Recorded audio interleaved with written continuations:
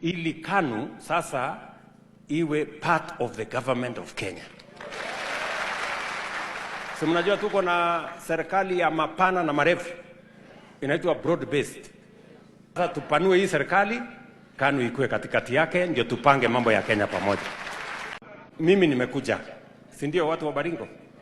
Na nimekuja mimi ndio tumeongea na my brother Gideon Moi na tumekubaliana na yeye anisaidie tupange mambo ya taifa letu la Kenya. Maendeleo ya Kenya imechelewa. Kenya imechelewa miaka nyingi. We are not supposed to be a third world country. Na ili tuweze kusukuma mambo hiyo ya maendeleo, mimi nimeomba ya kwamba I need more hands. We need broader goodwill. Na ndio sababu tulitengeneza broad-based government ili tuhakikisha kwamba yale ambayo ni ya muhimu kwa Wakenya wote tuweze kusukuma iende mbele.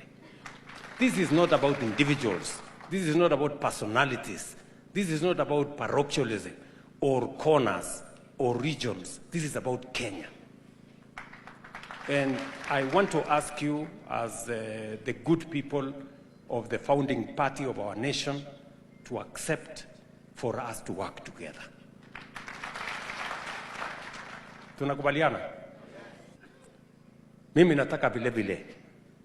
Mnajua mimi ndio nilikuwa Secretary General ya KANU.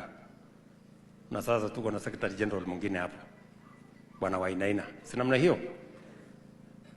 Mimi nataka tukubaliane na nyinyi. Mkubali ili sasa tuwe na formal engagement kati ya KANU, si ndio? Ili KANU sasa iwe part of the government of Kenya. Si mnajua tuko na serikali ya mapana na marefu inaitwa broad based. Sasa tupanue hii serikali, KANU ikuwe katikati yake, ndio tupange mambo ya Kenya pamoja.